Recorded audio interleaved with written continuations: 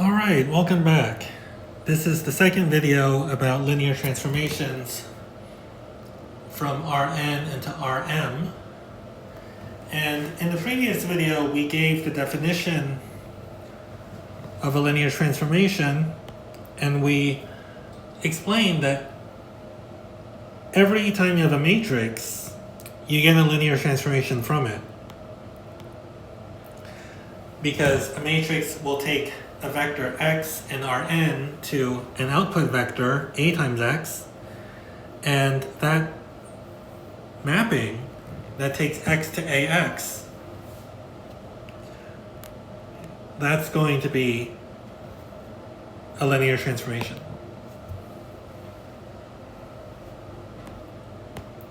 And then we did an example of proving that a function is a linear transformation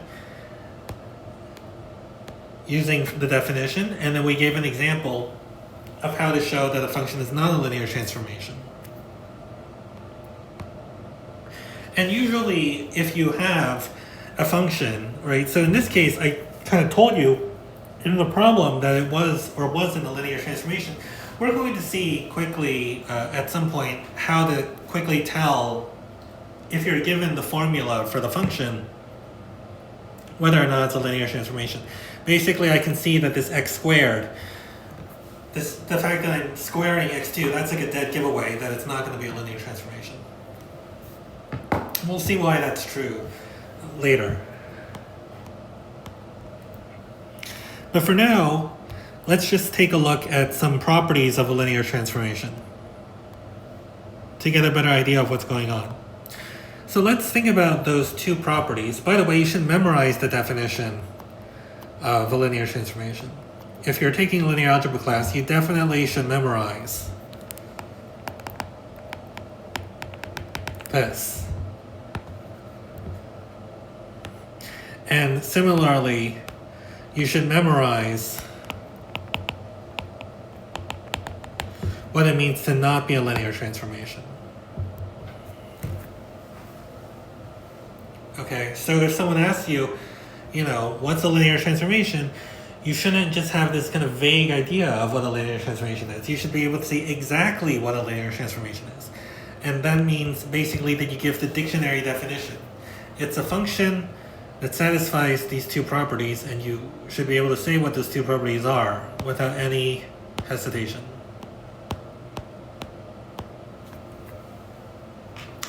So let's go back to those two properties in terms of the picture. So let's say that I have a linear transformation from R2 to R3. Okay. So this first property, you can think about it like this. Let's say that you have a vector v1, which is like this blue vector. v1, and then you have this purple vector v2, which is like that. I don't know. It doesn't have to be at a certain angle. I'm just drawing two vectors at random. Well, t of v1, so you have this blue input vector v1 and this purple input vector v2. And t is going to take all the vectors in R2 and give you some vectors in R3. So v1 is going to go somewhere. Let's say it goes here. I don't know. Let's say that's t of v1. And then the purple vector v2 is going to go somewhere. Okay, let's say it goes here. So let's say that's t of v2. Well, what the first condition says is that if you take v1 plus v2, right? If you take the blue vector plus the purple vector, you're going to get something like here. The condition of a linear transformation, the first one says that this vector has to go to, right, this blue plus purple input has to go to the blue output plus the purple output. So in other words, it needs to go, if we draw our parallelogram, okay, the sum is going to be like here. This needs to be where the output of t of v1 plus v2 is. It needs to equal t of v1 plus t of v2. So you see that once you know where V1 goes and you know where V2 goes, that determines where V1 plus V2 goes. There's no choice if you have a linear transformation of where V1 plus V2 goes. Okay, so the sum of the input vectors has to go to the sum of the output vectors. So that's basically this first property. The sum of the inputs must go to the sum of the outputs.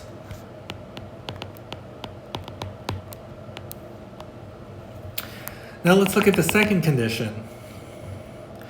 So again, let's say that you have a linear transformation from R2 to R3, and you have this vector V, which is like here, and then so T is taking R2 to R3, and then T of V is like there. I mean, who knows? Okay, I'm just making this up. Now, let's say that you scale V by a factor of 2. So now I have 2V like this. Well, the second condition says that that vector, 2V, has to go to 2 times T of V.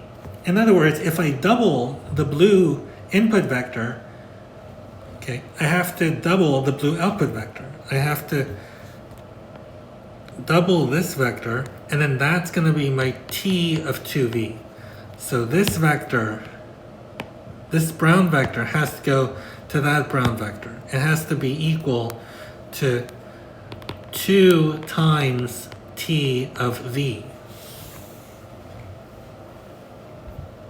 So in other words, once you know where V goes, you know where the entire line through V goes. It has to go to the corresponding scalar multiple of your output. And so for instance, if I took, negative 3V, okay, so I took negative 3 of the blue input vector, then the output is going to be negative 3 of the blue output vector. So it's going to be like that. That's going to be like my my T of negative 3V. It's going to be negative 3 T of V. And what happens if you take 0 of V? Well, if I take 0 V, I just get the 0 vector, right? Where's that going to go? By the property 2, it has to go to 0 times T of V. T of 0V has to be 0 times T of V, and that's going to be the 0 vector. And so what we've just discovered is that when you have a linear transformation, the 0 vector has to go to the 0 vector. That's a special case of property 2. So let's write down kind of the slogan for property 2. The first slogan of property 1 was the sum of the inputs must go to the sum of the outputs. The second one, maybe the slogan isn't so easy to describe.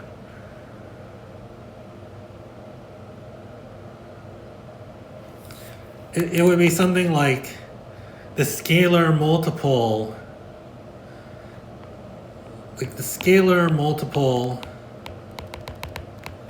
of the input must go to the same scalar multiple of the output.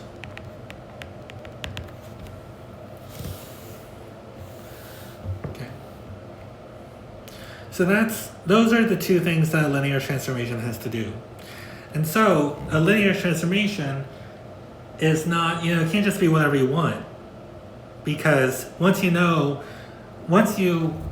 say where V goes, okay, let's say it's going to go there, you actually specified, if you have a linear transformation, where the entire line has to go. It has to go to the line through the output.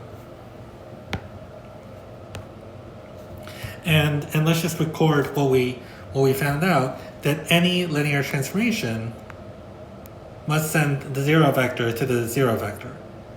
Right. So for a linear transformation t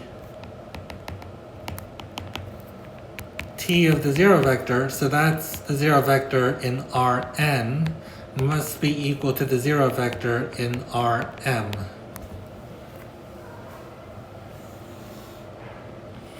Now, of course, that's not enough to guarantee that you have a linear transformation, right? I mean, you can't just be like, well, I have this function, and since it takes the zero vector to the zero vector, it must be a linear transformation. In fact, that's not true. If you look at the example that we did before, this example, if you plug in 0, 0, you're going to, in fact, get 0, 0. So this function does take the origin to the origin, but it is not a linear transformation, as we showed in the previous video. But what we do know is that if the zero vector does not go to the zero vector, so if t of the zero vector is not the zero vector, then t is most certainly not a linear transformation. And so that rules out, that's a quick way to show that something is not a linear transformation. It's not foolproof, but sometimes it works. So for instance, let's say that you have, again, a transformation from, well, okay, why don't we make it a bit, different by making it go from R2 to R3. So let's say that this is defined by t of x1, x2 equals x1, comma 2, x2, comma x2 plus 3. Is this a linear transformation? Well, it turns out that it is not a linear transformation because what happens if you plug in the origin? Do you get the zero vector? Well, no, you get 0 times 2 times, you get 0 comma 2 times 0 comma 0 plus 3, and that's going to be 0 comma 0 comma 3, which is not the origin.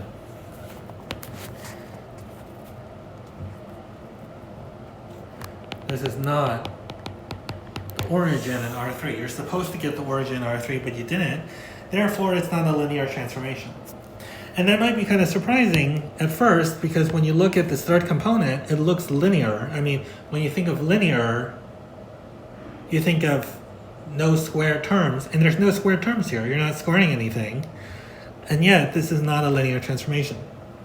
So for instance, okay, let's just look at another example. So let's say that you have a function t of x, which is 2x minus 5. Now here I have x, a real number. So this is a function from R1 to R1. Remember, when you have R1, you can think of a vector in R1 as just a number. So is this a linear transformation? Well, no, this is not a linear transformation because t of 0 is 2 times 0 minus 5, which is negative 5, which is not 0. So t is not a linear transformation from R1 to R1.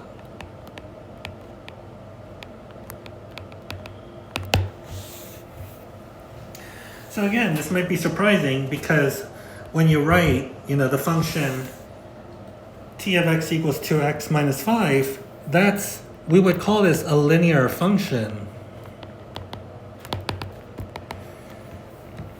I mean, in previous math courses, you probably learned that this is a linear function because when you graph the function, you get a line, right? It's like the slope is 2 and the y-intercept is negative 5, but it's not a linear transformation. Now this is a function, but it's not a linear transformation. It's not a linear mapping. And so there's actually a clash in the terminology because the terminology isn't completely consistent. So some people think that, okay, we should just not call this a linear function, and it would be better to call it an affine function to indicate that it's not a linear transformation. But that terminology has not been adopted.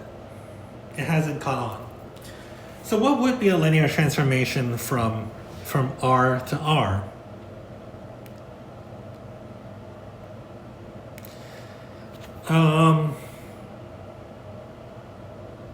It turns out, and we'll see why this is true when we learn about the general form of linear transformations, that it has to be of the form a constant times x. So no adding. So it would be like t of x equals 3x, t of x equals 10x, but not t of x equals 7x plus 1 or anything like that. Okay. Well, let's take a look at another perspective on linear transformations, which ties the linear transformations to linear combinations.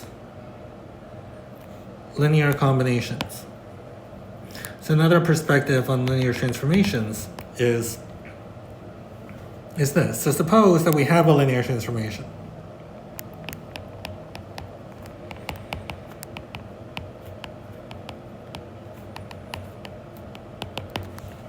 Okay. Now let's say that you have a vector. Let's say that you have two vectors v and w in Rn, and two scalars c and d. So these are real numbers. What do you get when you plug in cv plus dw into your function? So this is a linear combination of v and w, right? A typical linear combination of v and w is going to be that. Now this, by the linearity, by property 1, remember CV, whatever V is a vector, whatever C is, CV is a vector, right? And DW is a vector. And so my input is a vector plus another vector, and it must go to the sum of the vectors. So I must have T of CV plus T of DW. So this is by property 1.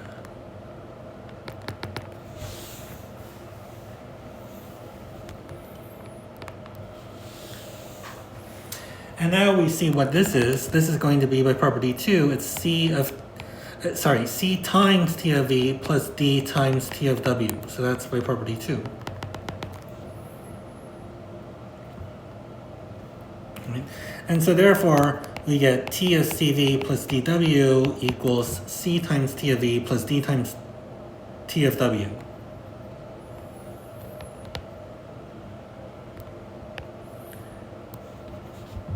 And now we see where the linear combinations comes in. This CV plus DW, that's a linear combination of V and W. And what do I get when I plug that into T? My output is the corresponding linear combination. This is a linear combination of the vectors T of V and T of W.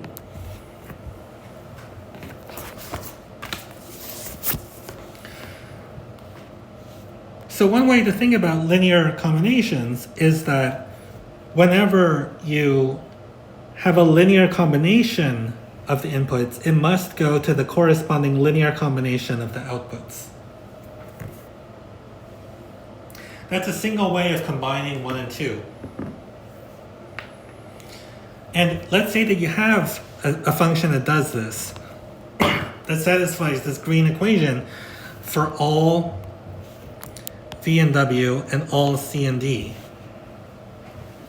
Okay. If you have something like this, so suppose that you have a function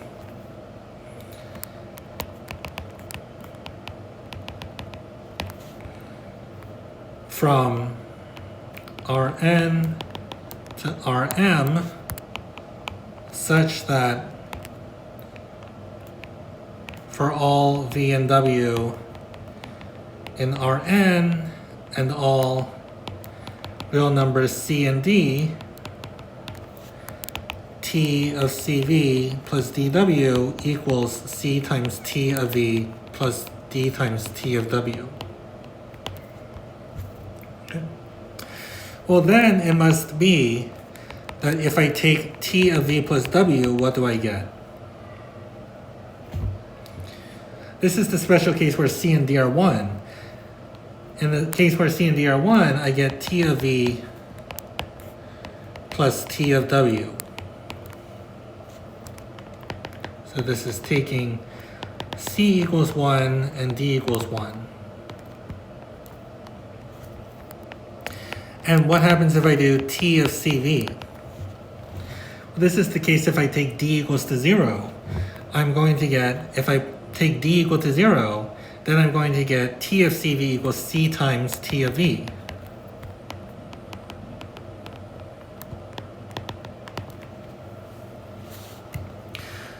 So I have this. I have that both of these are true for all V and W and all scalar C. And that tells me what about my function T? It is a linear, so T is a linear transformation.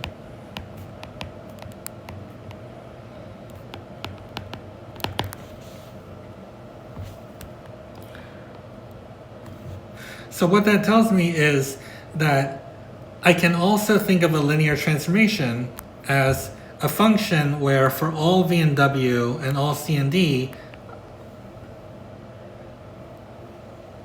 a linear combination of V and W must go to the corresponding linear combination of the outputs.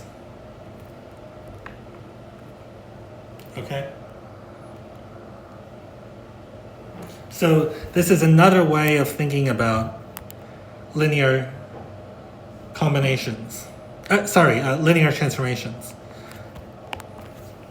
So this is a single equation, right? So basically you can combine properties 1 and 2 into this sort of like mega property, which is the one I just underlined. So the linear combination, the slogan is the linear combination of the inputs must go to the corresponding linear combination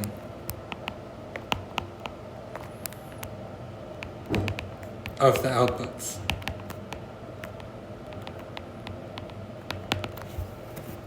So that's another way of thinking about linear transformations.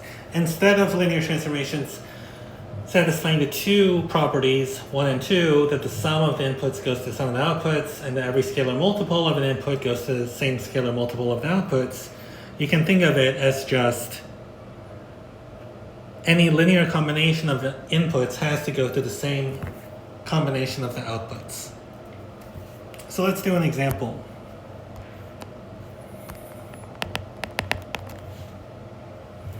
So suppose that T of 5, 1 is equal to 3, 0, 2, and T of 1, 2 is negative 7, 2, 6.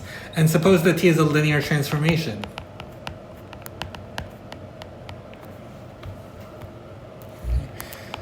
Find T of 3 times 5, 1 minus 4 times 1, 2.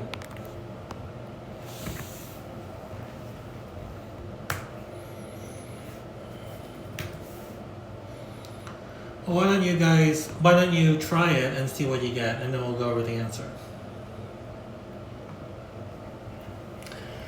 All right, let's go over the answer.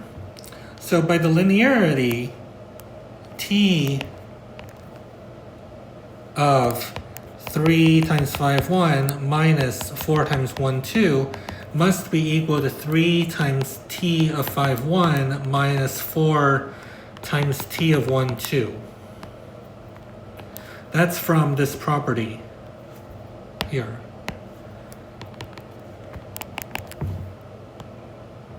I'm taking D to be -1 and my C to be, -4 and my C is 3. And now we know what T of phi 1 and T of 1, 2 are. We're given this in the problem.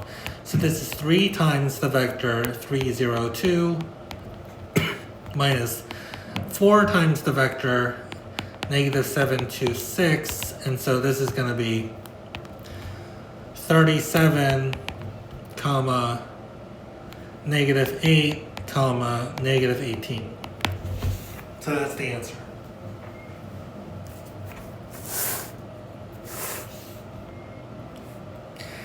And what would be, so let's say this is part A.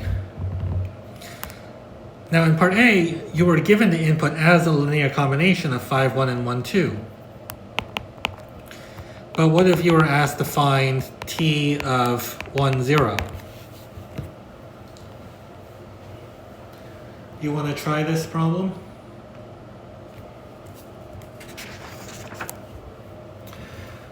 All right, let's go over the answer. So first, if you can write 1, 0 as a linear combination of 5, 1 and 1, 2, so you want the vector 1, 0 as a linear combination of 5, 1 and 1, 2. And then once you do that, then you can apply the linearity. So let's see if we can solve this equation. It actually might be easier to use 1, 2 first and then 5, 1. You don't have to, but this is going to make the row reduction easier. So you do row 2 goes to row 2 minus 2 row 1, and so you're going to get 1, 5, 0, -9. Is that right? Yeah. -2. And then let's just get it into echelon form, so 2/9, and then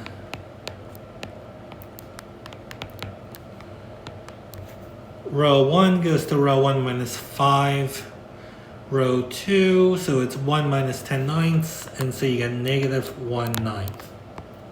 And so therefore, the vector 1, 0 is going to be -1/9 times 1, 2 plus 2/9 times the vector 5, 1.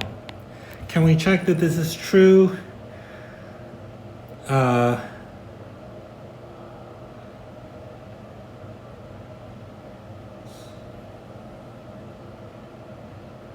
Oh, this doesn't look right. There's a, oh wait, no, it's right. It's right. Okay, yeah, this is correct. And so now we can apply the linearity, T of 1, 0. Now I'm going to write things vertically. So that's T, I'm showing all the steps here, is I know that 1, 0 is -1/9, 1, 2, plus 2/9, 5, 1. Okay. So how do I know that these two are equal? That's just from, I'm not using any property of linearity. I'm just replacing the 1, 0 by that linear combination. But now I'm going to apply the linearity because I recognize that I have T of a linear combination. And I know that this must be equal to the corresponding linear combination of the outputs. I have to get -1/9 times T of the vector 1, 2 plus 2/9 times T of the vector 5, 1. And I know, because the problem says so, that T of 1, 2 is equal to -7, 2, 6.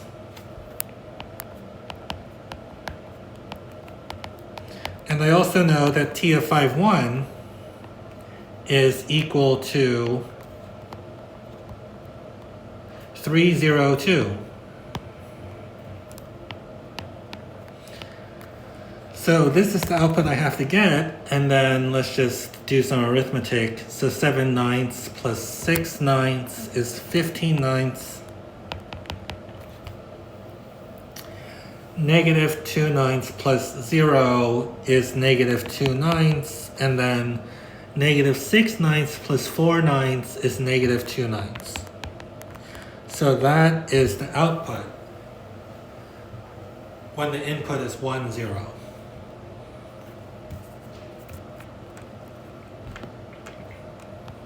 Okay, that's a typical linear algebra kind of textbook problem. It's a very generic linear transformations problem. Now this fact that the linear combination is in some sense preserved by the linear transformation. Preserved means that the same linear transformation of the inputs goes to the same linear transformation of the outputs. Here I had a linear combination. Wait, did I say? I think I said linear transformation. The same linear combination of the inputs has to go to the same linear combination of the outputs. That's true no matter how many vectors I had. So for instance, if I did a linear combination of k vectors, so more generally,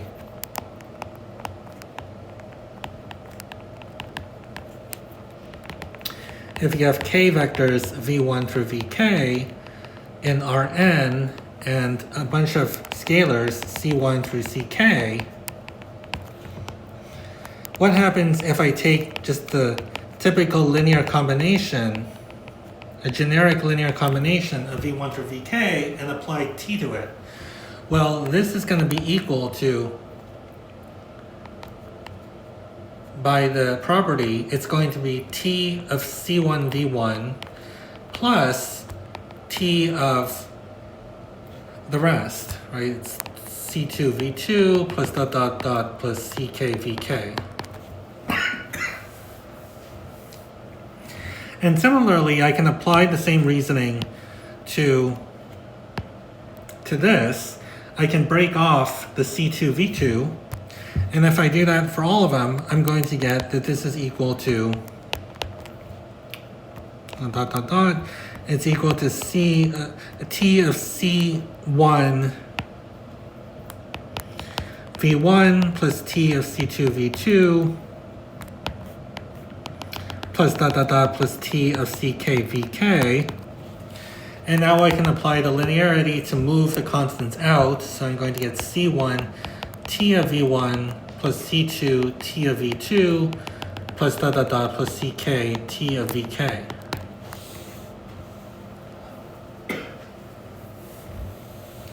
And so I see that whenever I have a linear combination of the v1 through vk, the output, when I plug that combination into my function t, what I have to get is the linear combination, the same linear combination of the t of vi's.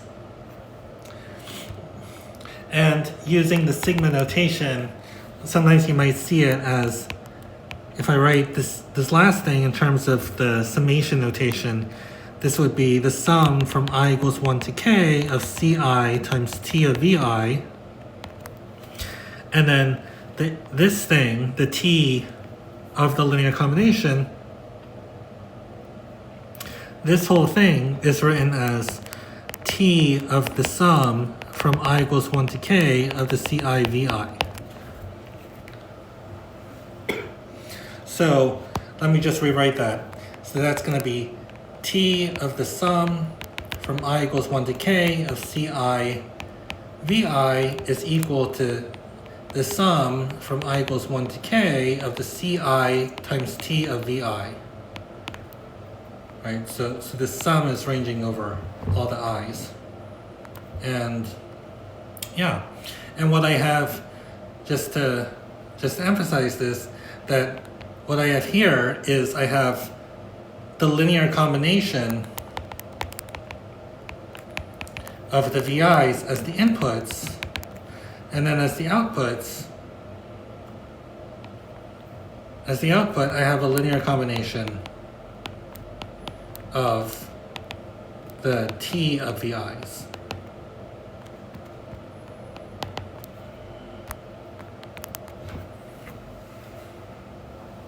Okay. So one way to phrase what linear transformations do is that they preserve linear combinations. That's the intuition behind linear transformations. And so the concept of linearity goes way beyond Rn to Rm. There's a general concept of a vector space which we haven't gone to yet, but we can talk about linear transformations from one vector space to another vector space. There's things, they are defined to be things that satisfy this equation.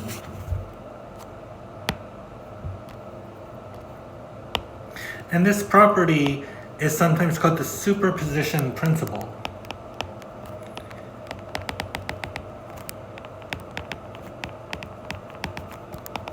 That's sometimes what it's called in maybe physics or engineering. But it's really just the linearity property. I mean, it's the linearity property of linear transformations.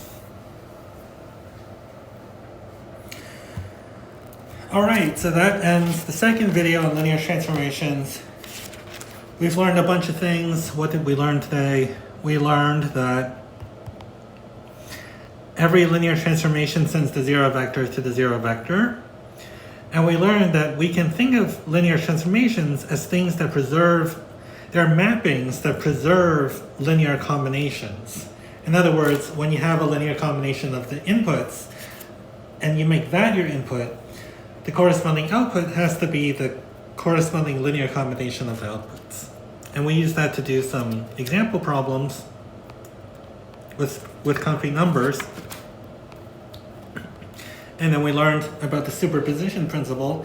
And then next time, we have more to say about linear transformations. We'll look at specific examples of linear transformations, and then we'll also see how, when you have a linear transformation, you can get a matrix out of that transformation. Thanks for watching.